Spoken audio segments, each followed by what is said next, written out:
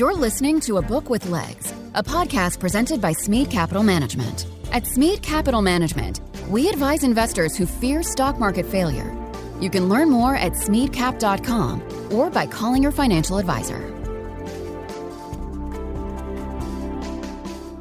Welcome to A Book with Legs podcast. I'm Cole Smead, CEO and Portfolio Manager at Smead Capital Management.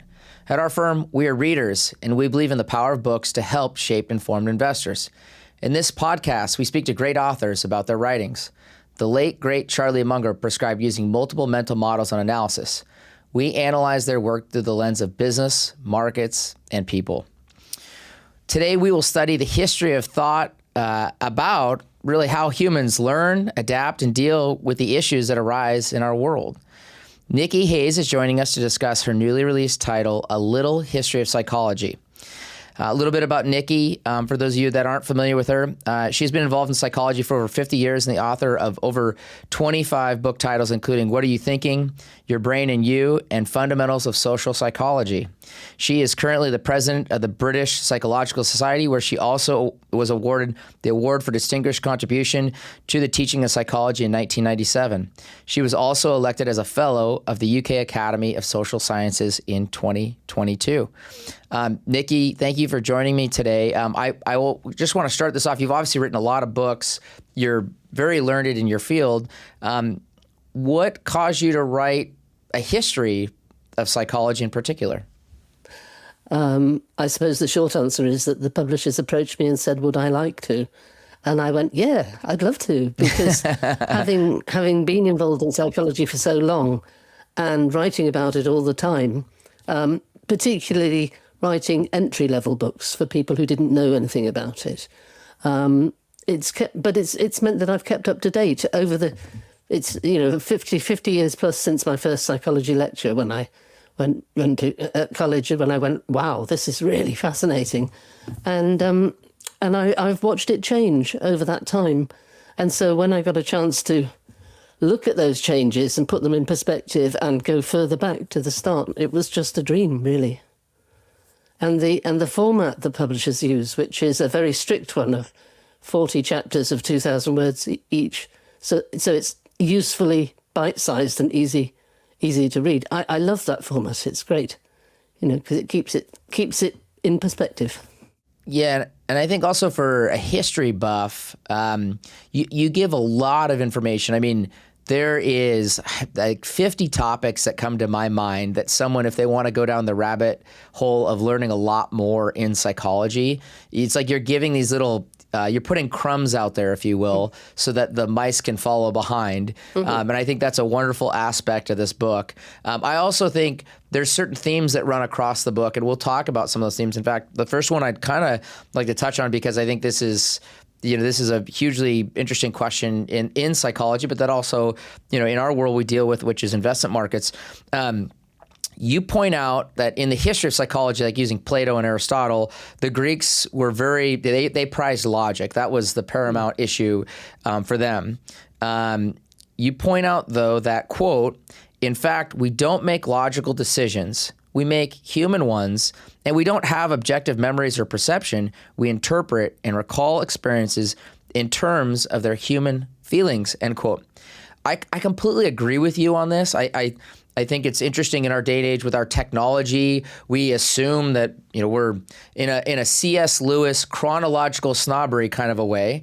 We assume we're at a point where we've progressed, evolved, etc., to a certain level not attained prior. Some people might disagree with your statement on this. Can you explain this idea to our audience, though? Well, I think there's quite a lot of people around the world who would disagree with that, really, because in a sense, the logical world that we've created through computing and investment and other areas of life is really quite not only new but quite inhuman.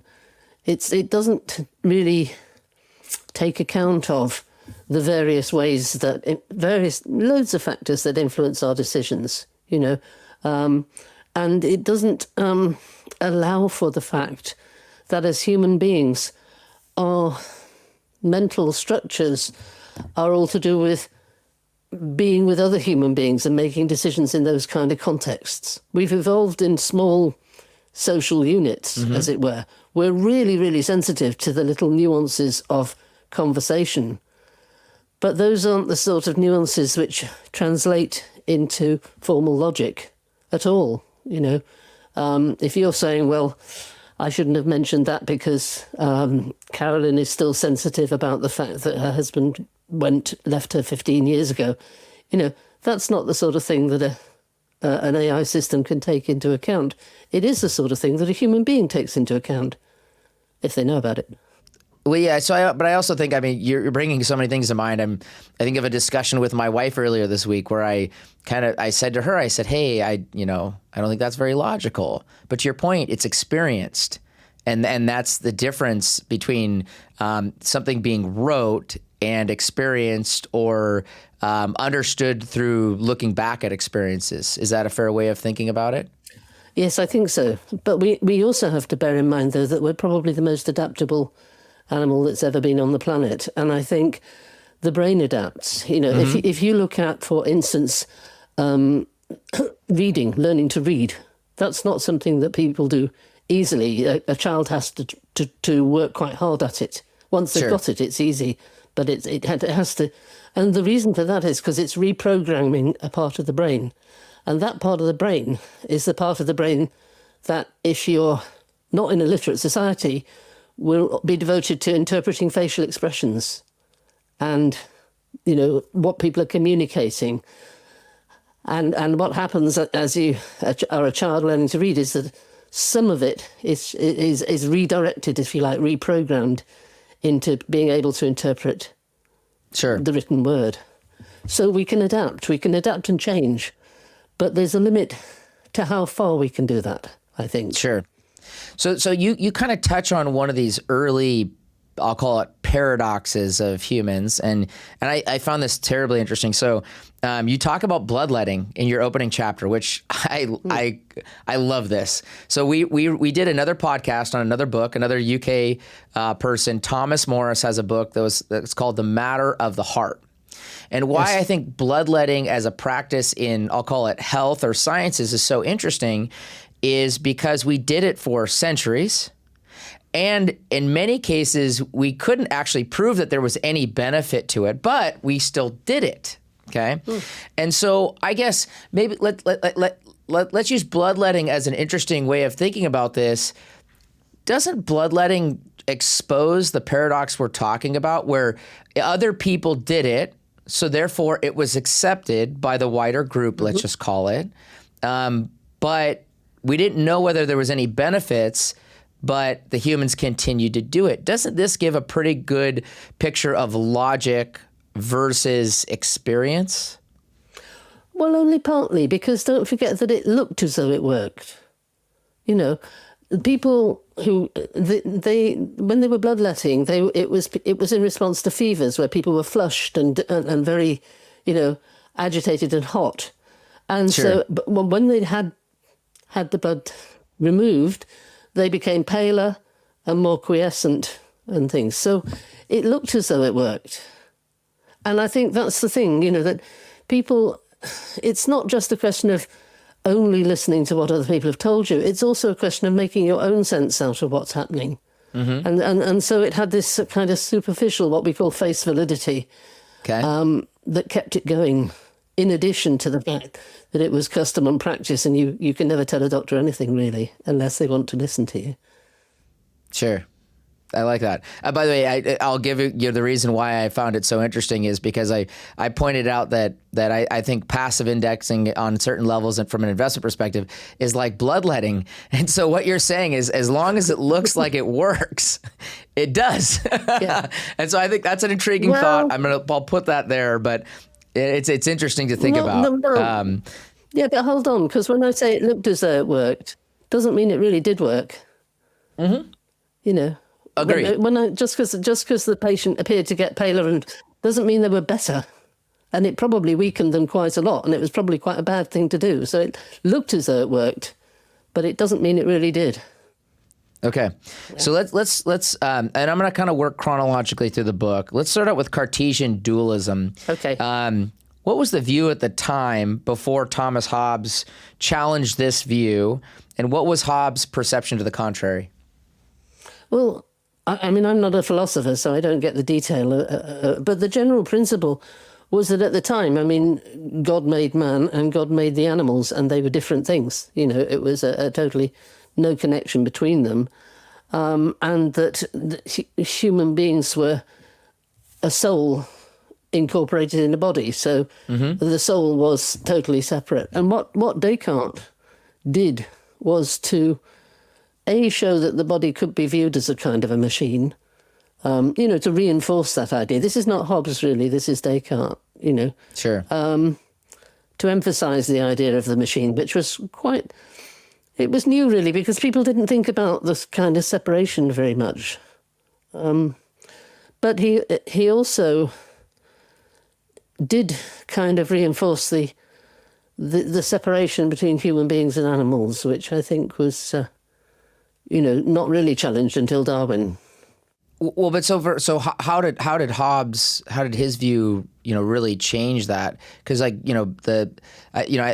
think the dualism was kind of flipped on its head, ultimately by Hobbes.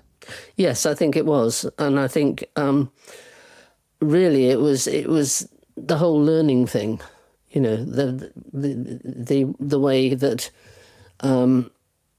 if I've got it right, that because people were able to adapt and learn, that it wasn't a question of just and to do different things, that it wasn't a question of just the universe being fixed, but we could also change it. I'm not sure. I'm sort of a little bit flaky on the early philosophers because it's not my subject. When I say that, because to your point, almost like it's like Cartesian. It was like treating like it was a providential thing versus a human experienced adapted thing, to your point. Yes. And so it kind of brings this idea of back to the idea of stasis. There was a stasis of idea at that time, Cartesian in form. That's right. And yet Hobbes was walking in and asking the question, is the stasis correct, or is it more dynamic than we think? Brains were assumed to be shaped by intelligence. But the whole thing about empiricism, the whole thing that you could measure stuff, and you could learn from it and you could maybe adjust it, that was the really key idea there. Yeah, I was just going to say, from empiricism, to your point, at that time, there was the protruding thought was that the shape of your brain was what decided intelligence. It's funny, there used to be the old term, and you don't hear this very often anymore, but when I was younger, you heard the term egghead, right? Was kind of like the way to describe someone of intelligence. Which is really just the end roots of the prior thoughts of the brain being large for intelligent. But isn't that how most thought was at the time, as though the brain was enlarged, and thus that was the view of someone's ability to think? I'm not sure that before the empiricists that people thought about the brain much at all.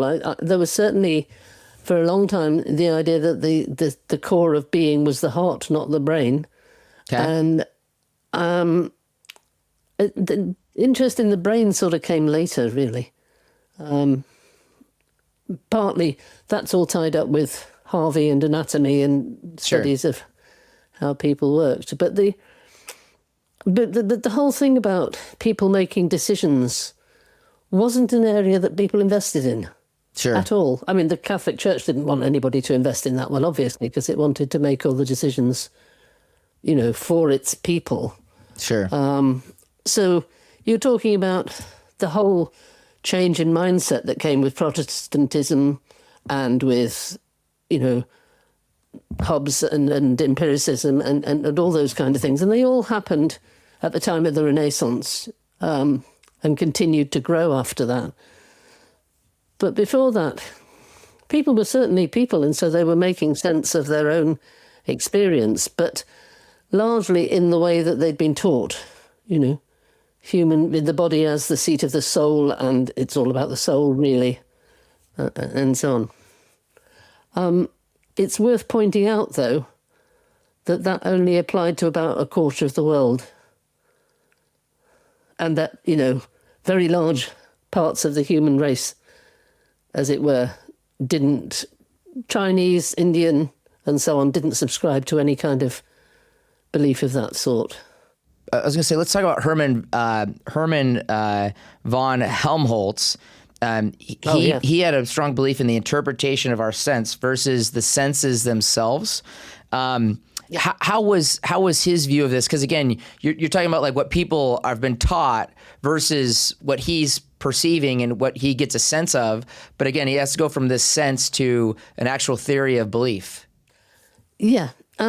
I mean, now we are on psychological grounds, and I'm happier here. But yes, I mean, what Helmholtz did really was to open up the idea that you could measure and study and measure mental characteristics, and he did that almost as a byline. He was such an incredible inventor and investigating electricity and all sorts of other things that were new at the time.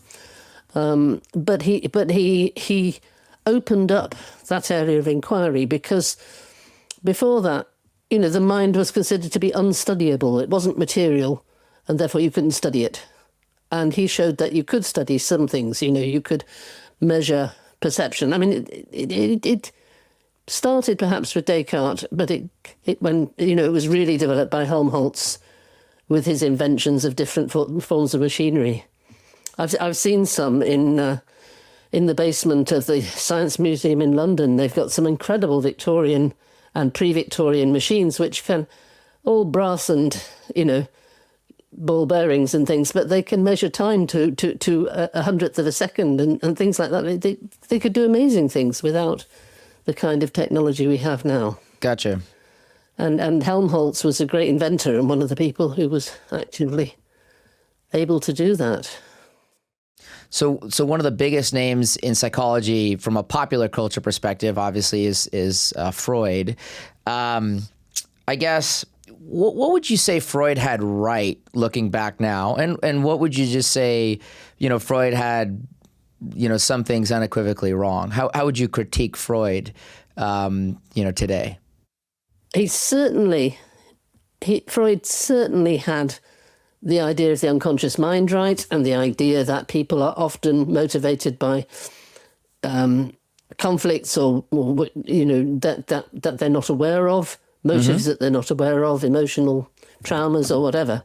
That's unquestionably, that's so much accepted, I think, now that we'd find it hard to imagine people in any other way. The problem of sexuality is one of the things I'm not very sure he got right, and nor were quite a lot of his followers, because, well, the way I think of it is, if we were living in a society where eating was something you had to do privately and secretly, you'd get obsessed with eating, wouldn't you? Mm-hmm. You'd think about it, it would be taboo, it would be one of those things that you kept secret. In the society he was in, sex was like that. It was one of those things, it wasn't talked about, it wasn't, expressed.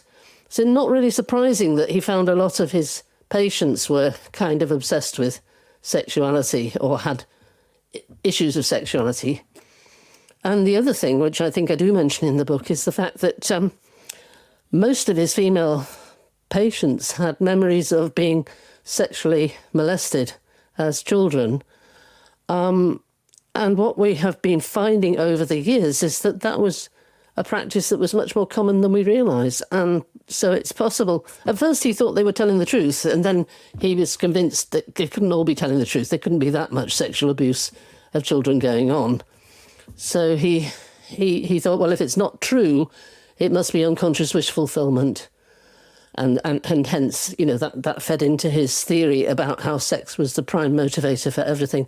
I wouldn't agree with that in the slightest nowadays. I think for some people, of course it is, but for other people it's different. But the unconscious mind, that was a big step. Yeah, because to your point, it's like he baked everything down, particularly for men, to be the Oedipus complex, as you noted in the book. Yeah. And I know this is an oversimplistic view of Freud, but my critique of him is it seemed like he was always mansplaining in his view of psychology, which was that like sex is God, and therefore we can explain everything through sex, which I don't doubt whether there's some males that believe and think that. I just don't think that applies to all of humanity. And I think that was my primary critique of, as I was reading your book of Freud.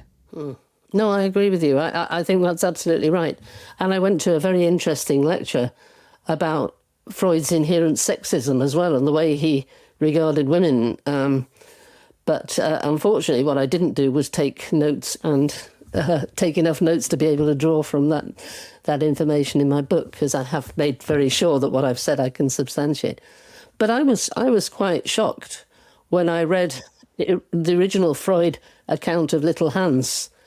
And what you had there was a child who had been clearly traumatized by an event that had happened as he was out walking with his nurse, where they had these horse-drawn buses, and this horse had just collapsed in the street, made a lot of noise, and the child was terrified. And yet Freud had to convert that into a sexual thing.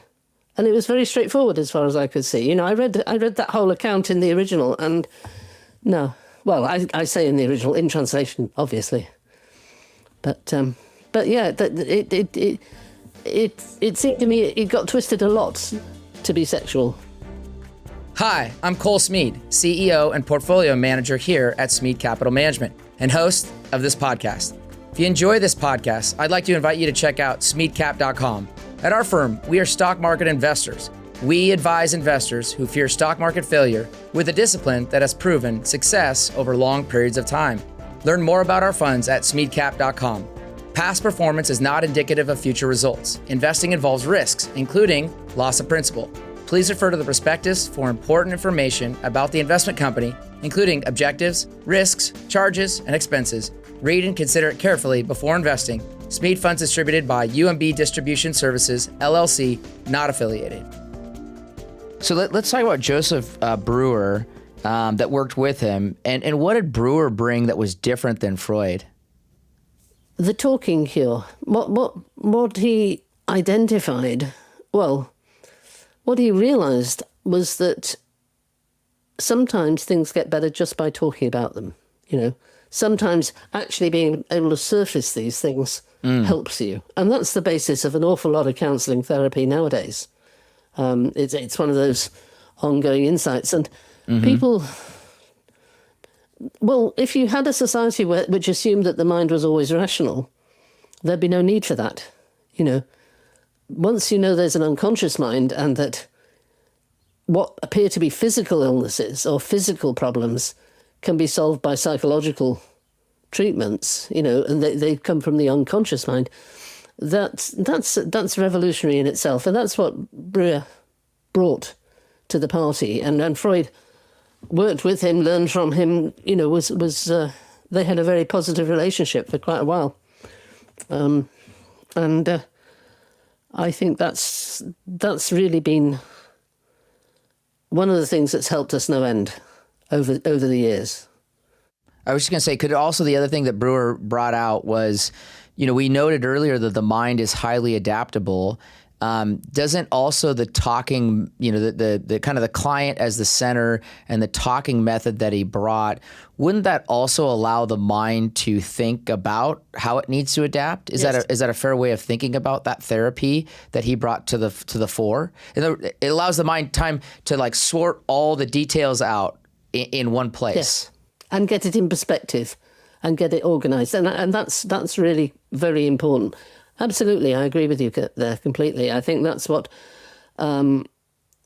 really, if you talk to psychotherapists and psychologists, that's often what they're doing, really, is helping their client to restructure themselves cognitively, to reorganize how they feel about it, and to get it all out and put it in perspective. And from then on, they can find their own way. Sure. They can find their own solutions. So can you teach us a little bit about the history of IQ tests? And can you, while you do that, can you also explain the problem that Alfred Binet was seeking to solve in France that was similar to the IQ tests? Okay, it's riddled with politics, really, the IQ test. Binet, who started the whole game of trying to measure intelligence, was actually employed by the French government to... What they'd done was they'd set up special schools for kids who were what we would have called subnormal in a few decades ago, and now talk about having special learning needs or whatever. Sure.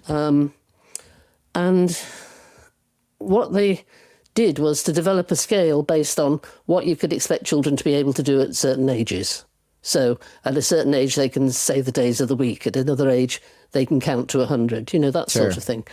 And he developed a test based on that, which meant you could tell more or less how normal a child, whether a child was up with the rest of its peers or whether it needed special schooling.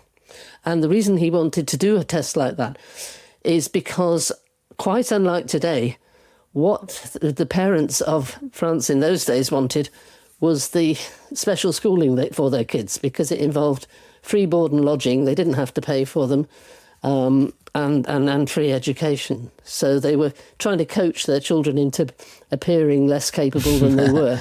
Bizarre incentive structure. Yeah. Yeah. So that was Binet's contribution, and that was quite valuable. But on the other hand, on the other side of the Atlantic, you had already a very powerful movement that was arguing that society... Okay, America had been growing. It had had a lot of immigration, and it wasn't always the promised land for everybody. And there were a lot of enclaves of very poor people. There was criminality. Sure. There was all sorts of things. And people were looking to explain that. And one of the popular theories right through the second half of the 19th century and after was that some people came from inferior genetic stock, and that and there were books and things that sort of illustrated that, and some of which pretended to be real research, but were found later to be a bit dubious. But it was very much a shared perception. The idea Sure. that there were some people who were more intelligent than others, that intelligence ran in families, and so when Binet found a way of apparently measuring intelligence and developing this idea of the IQ, it was seized on as being, here we've got a way of distinguishing all these inferior people, all these people who are, mentally, retarded, mentally feeble-minded, that's the phrase that they used. And so they could argue. In fact, it says in the first edition of the Stanford-Binet intelligence test, it says, this will allow us to identify those people in society and prevent them from having families. It will contribute directly to making a better society. Sure. So the idea was, it was a eugenic idea from the start in America, and it was spread right across lots of societies. It was common in Britain. It was very common in Germany. I mean, Adolf Hitler was a great admirer of the advances that they'd made in terms of sterilising people who were feeble-minded, so they wouldn't pass on their inferior genes. So it's very political. It was all very, very political. And because it was political, it was very difficult for researchers to investigate it who didn't already have a vested interest in it, if you see what I mean. The other thing, too, you point out is the eugenicists that latched onto this because they could see that it was an ideal framework for, implementing how they thought the world worked, which obviously, could espouse itself in various ways, including, as you noted, like this is a pretty good framework for Adolf Hitler, Yep. who was obviously wrong, but he had at least some part of the scientific community willing to back the idea at some level in some perverse way. I want to kind of pivot because you talked about stimulus. Can I just add to that last point? Because it wasn't just the scientific community. These ideas were really widely shared across society. Sure. I read a children's book called Dear Enemy, which is a follow-up to Daddy Longlegs. And that idea is explicitly talked about in there. And it was, apparently that was a best-selling book up until the Second World War. They were very, very widely shared, these ideas. It wasn't just scientists. And one of the reasons why the concentration camps were such a shock to everybody was because it was, in a sense, their dinner party conversations that have come to life. It'll be much better if we get rid of these inferior people. What? Oh, no, Yeah. they were doing it. So it's not just scientists, that one. Yeah, no, I agree. By the way, if I was going to add to that theory, how has that theory morphed to today is what I always think about. And how that theory is morphed today is not a question of race, because obviously we've proven that. It's not a question of like ethnology or anything like that. Mm-hmm. We now bake that question down to wealth. If you are wealthy, you should have children. If you are poor, you shouldn't have children because you're poor and therefore you could be wealthier without them. I think it's, and this is my own 2 cents, obviously this is not from your book, I think that is a miserable, terrible, hopeless way to look at the world. To give you, I don't know if you've ever seen the movie Idiocracy. It's kind of like idea ran amok for 20 years where all the dumb people reproduce because that's who reproduces supposedly, even though it's not statistically proven. But it's kind of like, what did society get to the end? And the funny part is society actually starts adapting. They do smart things in the end. And so I think this is a very interesting question because to your point, how it's changed in discussion and dinner parties and science has been pretty marked compared to, say, 100 years ago. But it's showing up in other ideas that I think are still very damaging to human psychology and are damaging to the choices we make at a higher level, I would argue. So I agree with you. And I think humans find a despotic way to take these ideas elsewhere is what I've learned in my lifetime. My own research when I was an academic practicing was in social representation theory, and one of the that's how people represent the world to themselves. And one of the things about that is it changes over time, but there's always this central core that doesn't change, and that's exactly what you're saying. I think the peripheral aspects of the theory have changed. It's not race, it's this, that, and the other, but the central core that some people are inferior, basically, to others, that hasn't changed. Correct. And, I totally agree. And the idea that because someone doesn't have wealth, they shouldn't be able to do all the things that humans do to flourish, I would argue, is just insane. I want to jump to F.W. Taylor, who he looked at the law of effect via labor productivity. And I found this really interesting because this gets to a very human element. What were the experiments that F.W. Taylor ran, and what was the conclusion they drew away from these labor experiments?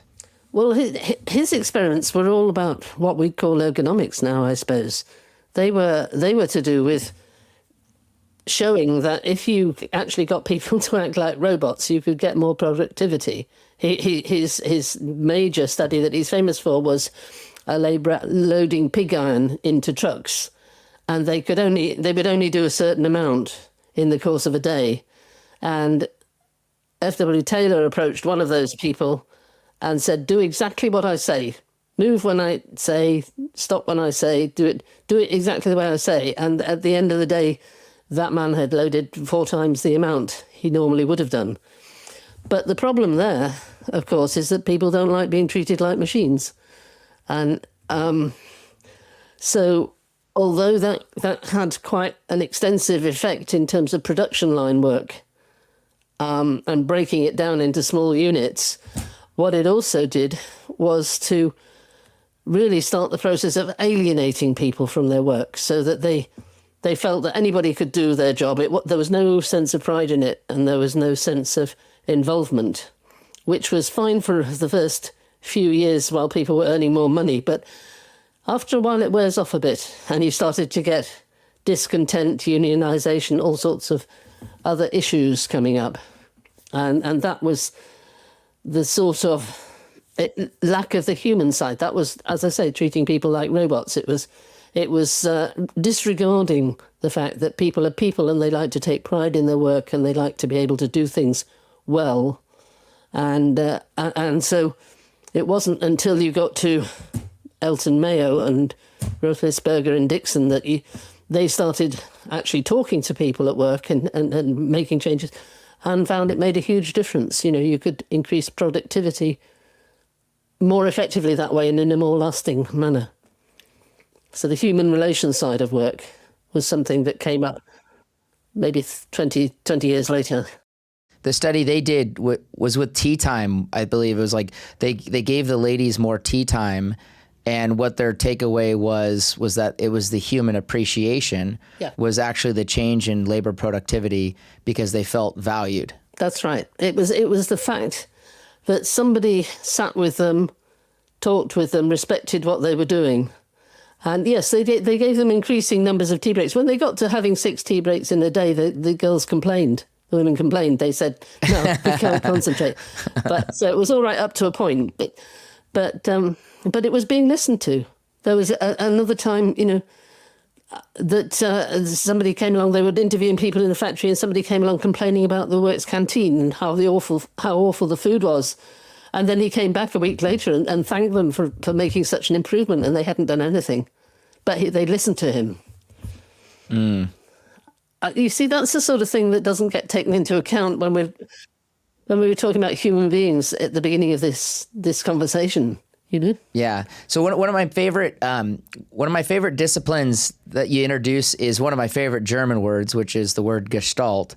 I absolutely love the idea of Gestalt. But Can you explain the Gestalt school, the 3 gentlemen that really created it?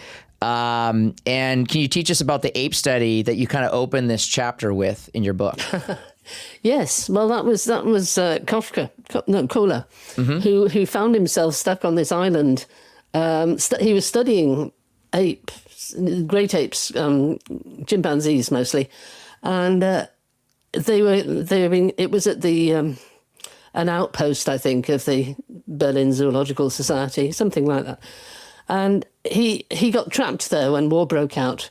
So he carried on with his studies, and he started looking at problem solving and the way that they would appear to be thinking about things. The classic study that I opened the chapter with was Sultan, the ape, who, and he replicated this several times.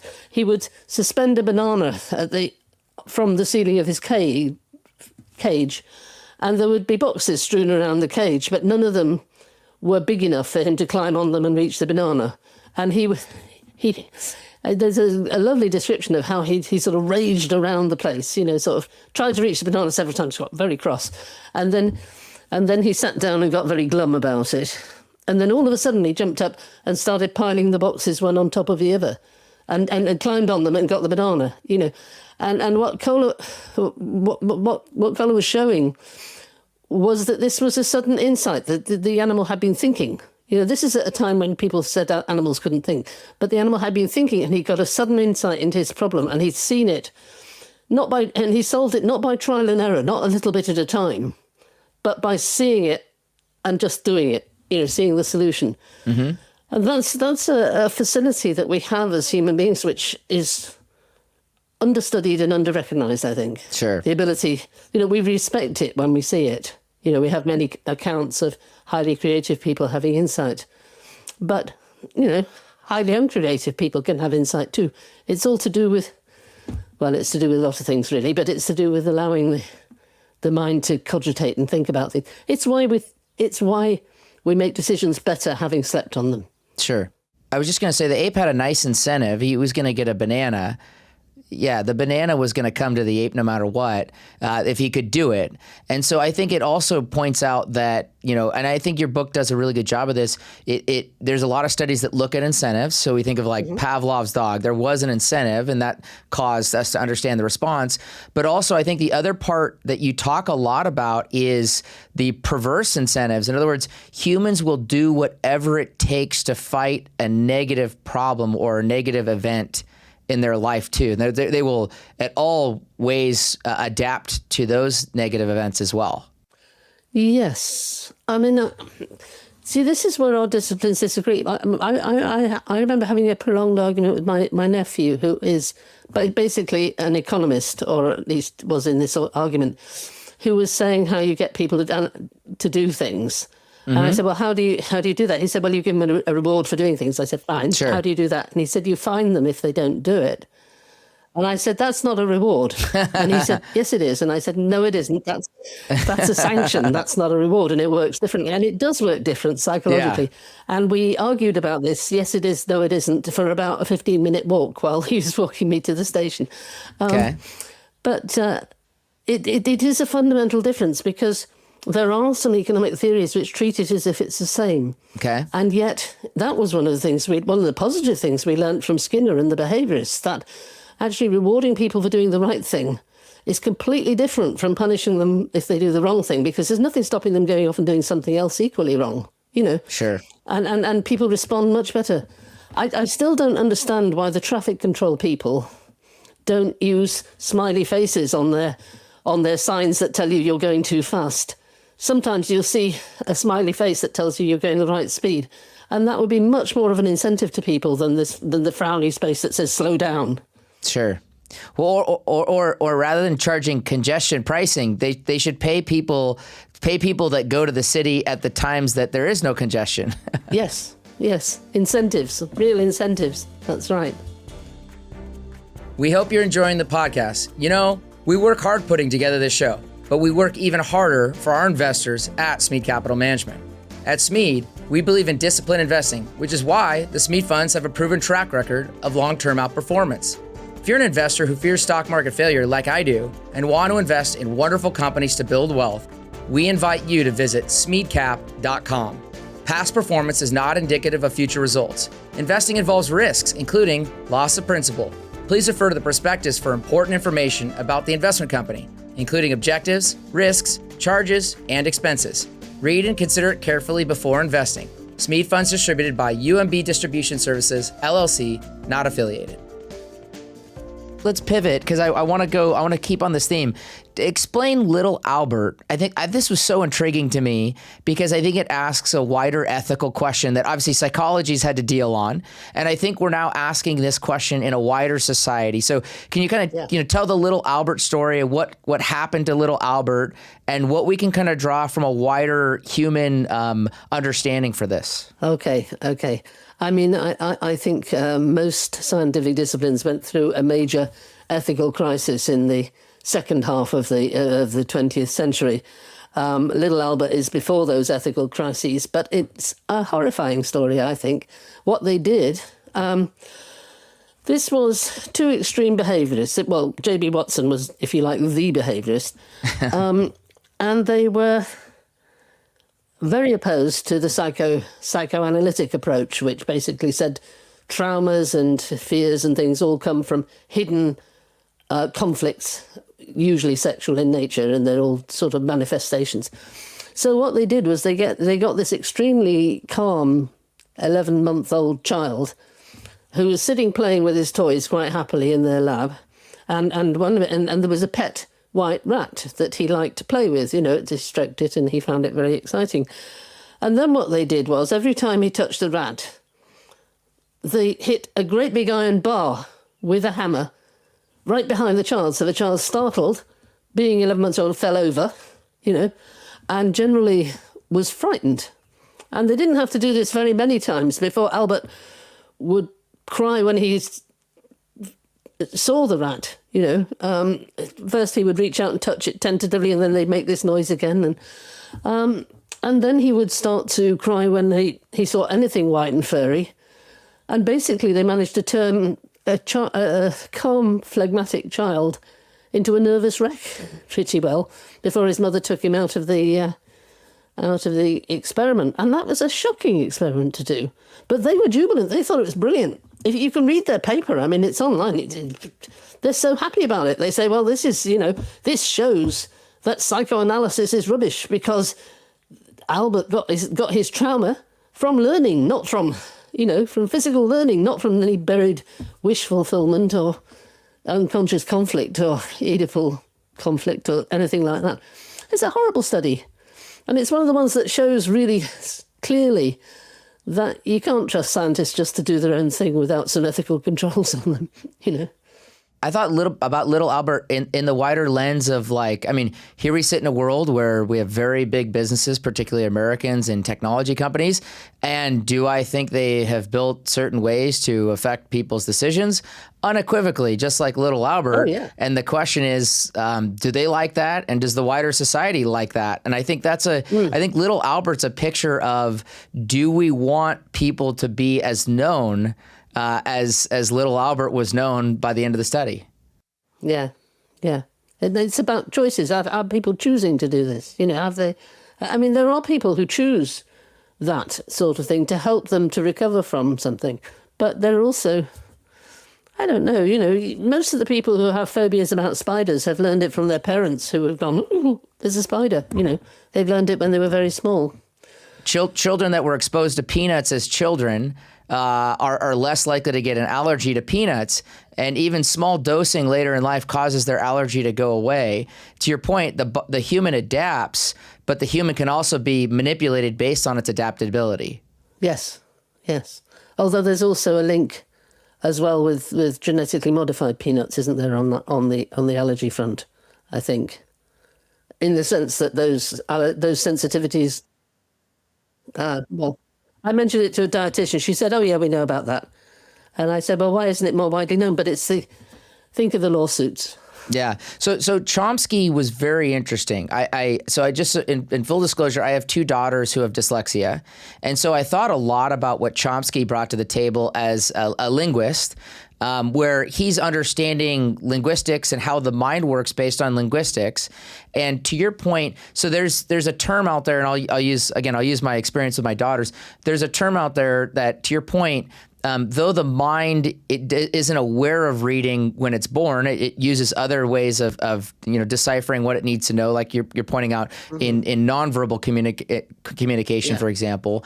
The brain is fairly well wired to read versus a dyslexic child. Their brain isn't wired the same way, and therefore reading is something they have to rewrite their programming in a way from thinking about their brain.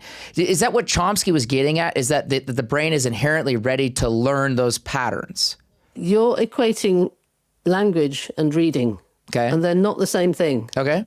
A dyslexic child might have no problem at all with spoken language. Correct. And Chomsky was mainly about spoken language. Okay. And that's he what I was was trying talking to... about the way that we can learn, we decode. Yeah, no, that's what I was trying to understand, coding language versus coding reading, to your point. Well, coding reading it's like I said at the beginning, we have this part of the brain that has to be trained. One of the things we know from brain scanning is the neuroplasticity, is the fact that the bits of the brain can be trained to do certain jobs. And in fact, there's some researchers who are training the brain to do all sorts of interesting things, but that we wouldn't normally do, like be able to be consciously aware of temperature. Sure. We have thermoreception where we're dimly aware of temperature, but not to the point where we can sort of actually use it consciously in the way we can use our eyesight. But so the brain it's about training the brain to be able to understand those visual symbols. And that comes easier to some people than others. It always has done. But that's not inbuilt, you see. I mean, people have only been reading for the last 500 years, 600 years. I mean, there's been scribes, special people reading, but the general population hasn't been reading for very long at all. And I think that's what's happening with dyslexia is that some people need much more training than others and don't necessarily get it at an early stage, or they just find it very hard to do that particular bit of neuroplasticity, that it's just very, very difficult.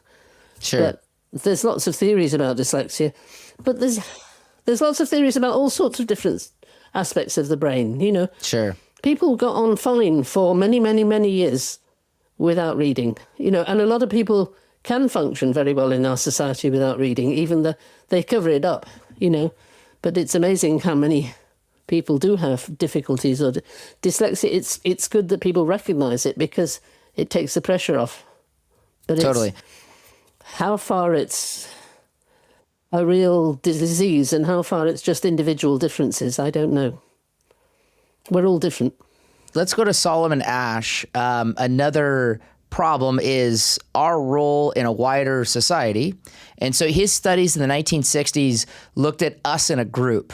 Can you explain how he used some of his studies to teach us about not us as individuals, but us in a group of people? Yeah, what Asch showed, I mean, the procedure was very simple. He had very obvious tasks, like, you had to say that which was the longest of 3 lines, which were very obviously different, and you could see. And he would set people up in groups, and every member of the group, apart from the one person who was the real participant in the study, would give the wrong answer. And he was looking at how people react when they're asked to give, when they're in a situation where they'll be the only person saying one thing and everybody else will be disagreeing. And to me, the important thing is the strain that it put people under. Even if they went along with the group, they were under strain. And if they chose to go along with what they believe is right, what they could actually see, rather than disagreeing with the stress levels got through the roof, and that tells you an awful lot about people. But it tells you how much it costs us to break consensus, how important it is that we get along with people, and there's a lot of assumptions which are that, people will just say if they disagree. Well, no, they won't. People will only say if they disagree if it's really, really, really important and it matters a lot to them. It's certainly, they won't do it in just a focus group or something like that, not if everybody else is agreeing with each other. And so I think we make a lot of bad decisions that way. We don't take that into account. When you're explaining a very natural need to conform, which, again, like in our day and age, Nicky, I mean, we're so smart. We can't be controlled by those basic human needs. And I would agree with you, but again, I work in the investment markets, and I think the need to conform is always out there, and yet we treat it as though it's been kind of like fixed in a way. Yeah. No, but it's very real and it's very natural. And I think, we like to go through our lives without having to disagree with other people. I mean, it's as simple as that. And I think that's part of us being social animals, It's part of us being able to get on with other people, and part of getting on with other people is not necessarily confronting them directly. Sure. And it's a problem in organisational life, I think, because people will disagree, but they won't say. What they will do is mutter behind the scenes and go and influence other people, covertly. Yeah, if you want to find a spouse or a mate, you don't go find someone that disagrees with you. That's just not how you go about life. It's just absurdity to believe that people would go find a spouse by doing that, because you typically want to be around people that make you feel good, and that's agreement that causes people to feel good. So I want to pivot slightly to the idea of monotropy. Which, why did he believe in this idea? What was the experiment that came out of this? Because, he hit on something, but he didn't hit on the exact truth, but he kind of hit on a partial truth in this process. Yeah, I think so. And it goes back to the mechanistic ideas that, the behaviors that mother love comes from, and affection comes from feeding and feeling good, because you've been fed and made comfortable. And Sure. There were studies, the monkey studies, which showed that wasn't the case, where they had two wire monkeys, but one was covered in terry toweling and the other one fed it. But the baby monkeys would cling to the toweling one and use it for security. But that was a very mechanistic approach to understanding relationships. And what Bowlby was drawing on was other research with animals, which was about relationships, which was the imprinting stuff. Where you've got a mother hen and you've got little chicks following her, or a goose or a duck, and you've got little ducklings follow them around. Because that's a very rapid bond that's made in almost as soon as the things are hatched. And it's a survival mechanism because they can walk around as soon as they're hatched, and if they didn't have that, they'd probably wander off into the undergrowth and get eaten by predators. So, but that was the model that Bowlby was taking, and when he was working after the war, when there were an awful lot of orphan children, there were a lot of children whose family bonds had been disrupted. And there was also, in the 50s, a big moral panic about juvenile delinquency. And rebel without a cause and all that sort of thing. Older people not understanding the youth culture and so on. So he trying to explain that. And he concluded that it was probably disruption of this important filial bond that was made. And that's monotropy. Well, the thing about monotropy is he thought that the bond was just with the mother, right? It is the case that human beings thrive by having attachments with other human beings. I mean, that's important. What others like Rudolf Schaffer showed was that you can have multiple attachments and you can be just as fond of your daddy as you are to your mum, even if you're with your mum most of the time. If your daddy is the one who seems to be most sensitive to you and responds to you, you make your bond with them. So Bowlby's idea of monotropy was right in some ways and misguided in others. But he did open up the whole area of attachment and the whole idea that, the kind of practices they were doing with orphan children, like keeping them in long wards without any contact with adults and all that sort of thing, that was not a good way to bring people up. He did give the scientific evidence for why that was a bad thing. So it was useful at the time. Sure. So, because another field you touch on is like mental disorders and schizophrenia and kind of the history of how we've dealt with those issues in humans. Can you kind of give our listeners a view of the spectrum of how we used to deal with those, which I think you detail pretty well, versus how we deal with those today? And then I'm going to ask kind of a follow-up question to that too, because I think it's a good way of understanding the history of that to then also understanding the history of other patients. So just kind of on the mental disorders, how did we deal with that, eons ago or 200 years ago versus now? Basically, what we used to do was to confine people who were, decree that people were mad, lock them up in places, usually in chains or shackles, give them really horrible treatments like purging them of the fluids that were probably making them mad, but really keeping them in places that were as bad as prisons and in a lot of ways worse. And it got challenged after the French Revolution with Pinel and his colleagues who decided, who used the revolution in social practices, all the new experiments, to remove the shackles, to start treating, quote, mad people as human beings with thoughts and talk to them as sensible and rational. And lo and behold, he had a huge success rate. Well, it's not really surprising knowing what we know today. But with schizophrenia, you see, very difficult. There are, if you go back far enough in history, schizophrenia didn't sort of exist. It was regarded just as another example of individual differences. Every village had somebody who was a bit strange, and you just accepted it, and they got on with their lives and so on. Whereas I think it's one of the French philosophers certainly argued that it wasn't until you got capitalism that you got schizophrenia. I don't know about that. But certainly some people have been totally out of touch with reality. And in the past, sometimes they were saints, sometimes they were religious heroes, As society got more structured, it came to be regarded as an illness. Maybe it always was, I don't know. I'm not going to pronounce about that. Sure. But the principle again was confinement. They had these great big asylums that they kept people in.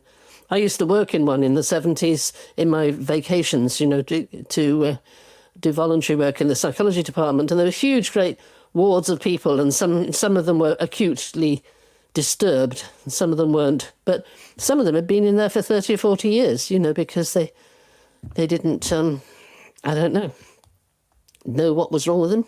Sure. And they used to deal with it with electroshock therapy, and often just, things like that. Sometimes surgery, brain surgery that turned them into vegetables, like Sure. one flew over the cuckoo's nest. Yeah, but I was just going to mention that's one of my favorite references to a movie that touches on that. I mean, I think of that. It's one of my dad's favorite movies. Just so you know, it was filmed in Oregon, and so I'll never forget. He's sitting with a psychologist, and he's got like kind of I'll call it inappropriate but sexual playing cards, and he asks him all these questions, and he thinks, "Gosh, this guy's so rational." He's like, the doctor asks, "Well, is there anything I can do for you?" And he turns over a card of a naked lady and says, "Yeah, doctor, where does she live?" To kind of prove that he was insane, right? Yes, he was a weird right. person. And let me ask you a question off that because to your point, we're studying humans. You're pointing out that this might just be part of humans. We're going to have weird people. It might not be an illness. It's just part of who we are as a wider group of people. My question is, as I think about children today, like I said, I have 4 kids, so I think a lot about children and there's weird children or there's issues with children, and they all have their behavioral problems in various forms. Would you make the argument, or do you believe that we are over medicalizing or maybe over medicating children at times, Yes, when the I truth do. is they're just being children who behave in all kinds of ways? Yes, I absolutely do. I think the whole thing about neurodiversity is that we've started to pathologize individual differences. We've started to make what would normally be an individual difference into an illness or a syndrome or a problem. And I really worry about that a lot. I think I give the example in the book about how kids that are hyperactive, they used to send them out to get them to run around the playground 4 times and then come in and settle down to their work. You couldn't do that now. That would cause a big fuss if you did. But now we medicate them, and that's worse. So yes, I'm very, very worried actually about the tendency to pathologize, individuality. There's this sort of norm that we're all supposed to subscribe to. And one of the things that makes human beings wonderful is the fact that we're all different. We've all got different talents, we've got different interests, we've got different ways of thinking. That's the great thing about people. We don't want to squash it all down to some sort of standard Stepford Wives kind of robot.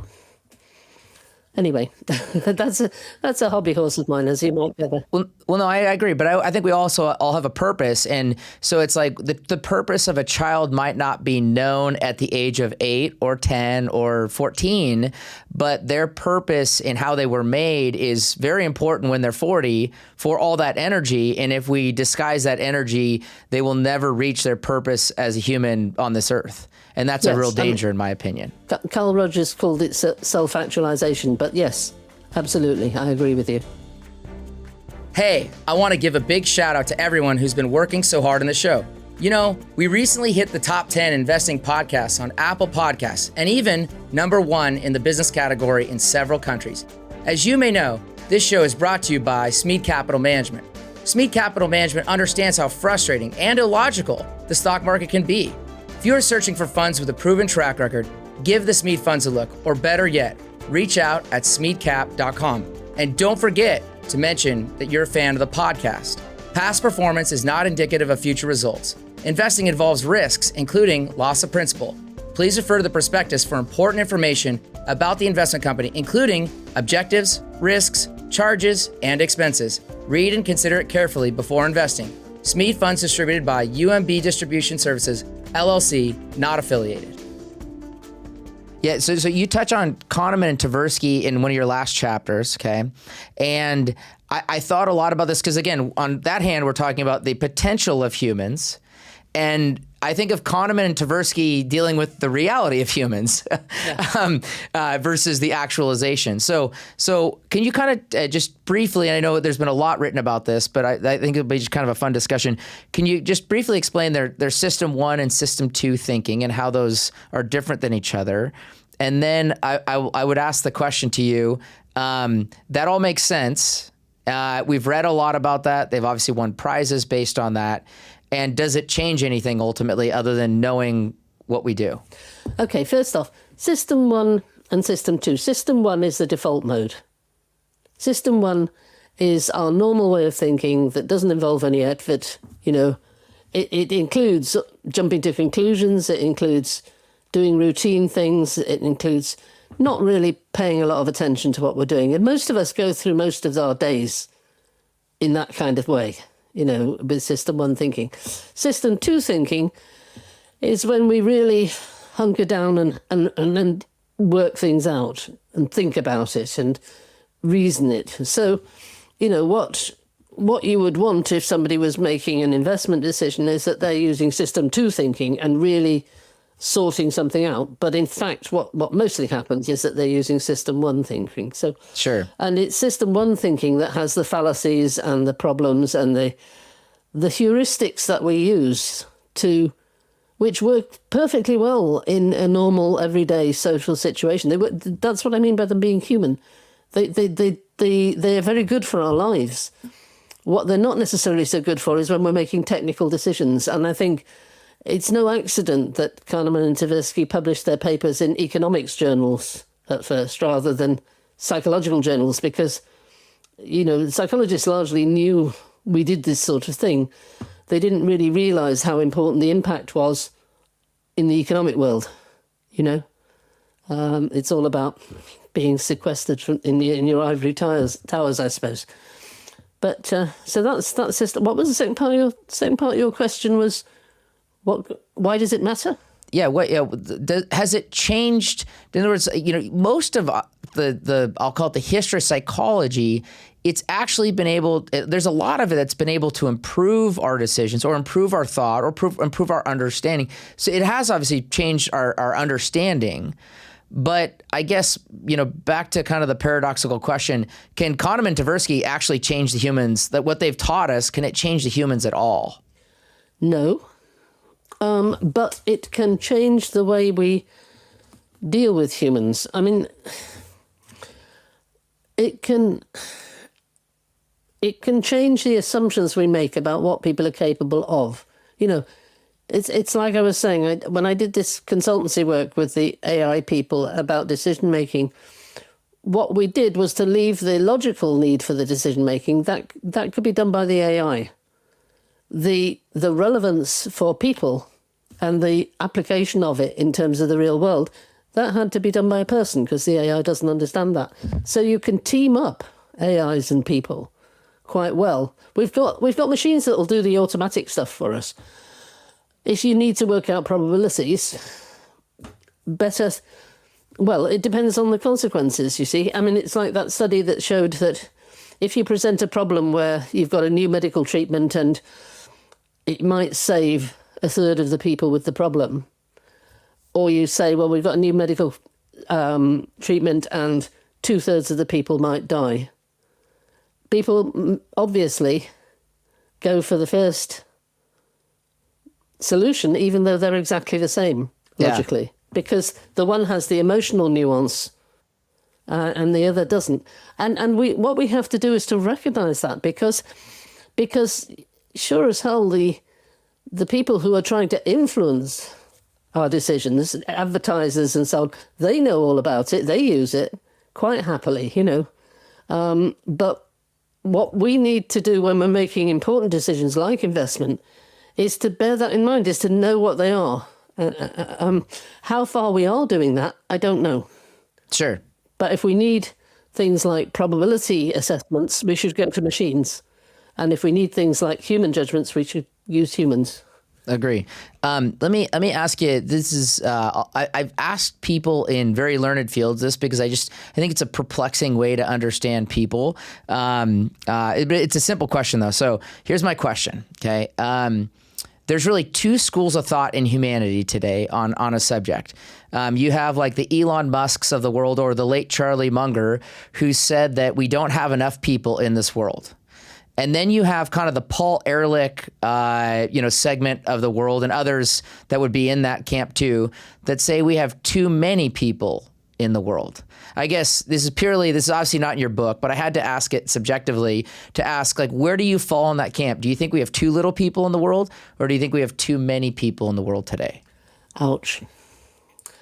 What I think doesn't have a solution, because I think that we have too many people, but I don't know any way of not having too many people that is even faintly acceptable.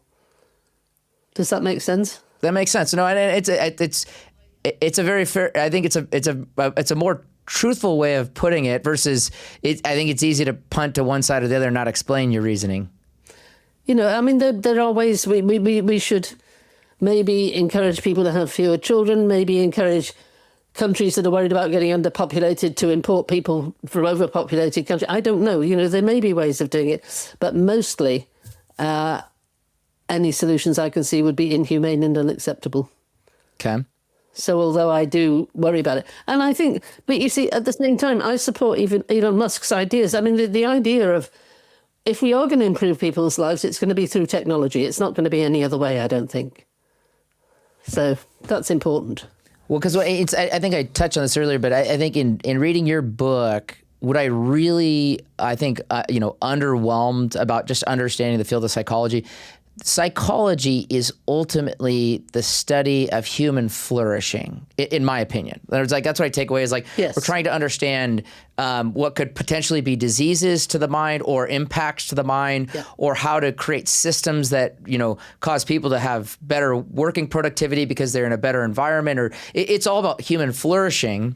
And so I thought a lot about that is how do we cause humans to flourish, which I'm biased, but I would say if psychology does what I think it will do to human life, we'll have way too many people because we'll have, we'll actually make incremental changes in how we do things over time. And we're kind of propounding, and you touched on this, we're in the long run, we're running towards more people, even if we don't like it more than likely, because to your point, we're solving needs and things over time in a better way than some cases than we had in the past. And child death rates would argue that, for example, and other things like that.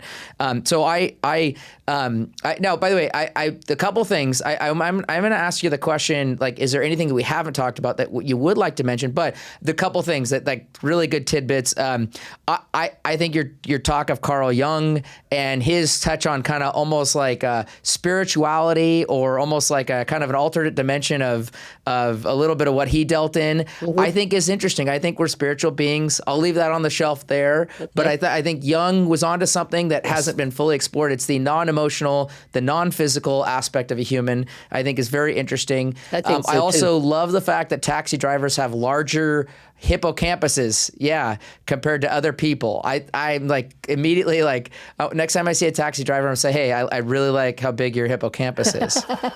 It's crazy. It is the neuroplasticity of the mind, to your point.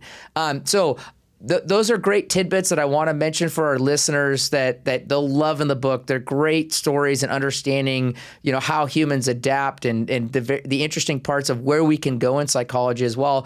But what else do you think we didn't talk about that you would love just to mention to our audience for your book? Well, I think there was the MK Ultra things, there was the abuse of psychology that took place during this Cold War. I think that's I agree with you. Psychology should be about flourishing and is about flourishing.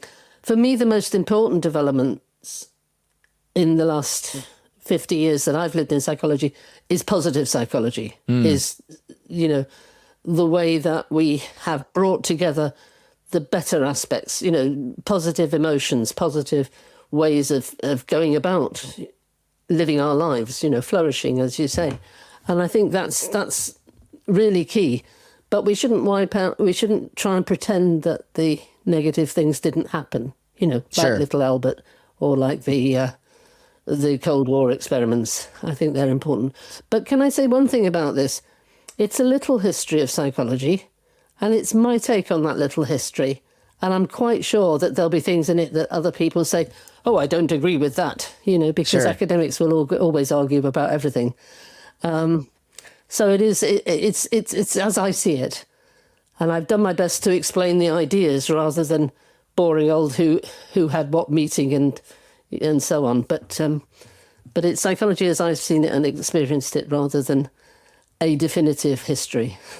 Sure. And I think as someone like us, where we're liberal arts thinkers, and I always tell people, we're trying to learn a little about a lot. I think your book does a wonderful job of kind of carrying us through the anthology of that. How did we get from point A to point B in psychology? To your point, how have we, adapted to more of a positive psychology compared to the, let's lock them up. We think they're a problem to society and they're a danger, versus how do we meet their needs in comparison? Yes. I think this book is a great way to understand humans. How to think about the progress of understanding them. Let's say I have a copy here. I will show because I didn't put it up earlier. This is a copy of A Little History of Psychology. Our listeners should go out and buy a copy of that today. You will finish it thinking about the ways we adapt our approaches to improve the lives of people and those around us. And ultimately, like I said, I would argue your book is a picture of human flourishment in the end. For our listeners, if you enjoyed this podcast, go to Apple, Spotify, YouTube, or wherever you listen to A Book with Legs. Give us a review. Tell others about books and great authors like Nicky that we get to meet the world and really address our understanding of this world with. For our tribe, if you have a great book you'd like to recommend, you can email us at podcast@smeedcap.com. That's podcast@smeedcap.com. You can also send your suggestions to us on X. Our handle is @SmeedCap. Thank you for joining us for A Book with Legs podcast. We look forward to the next episode. Thank you for listening to A Book with Legs, a podcast brought to you by Smeed Capital Management. The material provided in this podcast is for informational use only and should not be construed as investment advice. You can learn more about Smeed Capital Management and its products at smeedcap.com or by calling your financial advisor.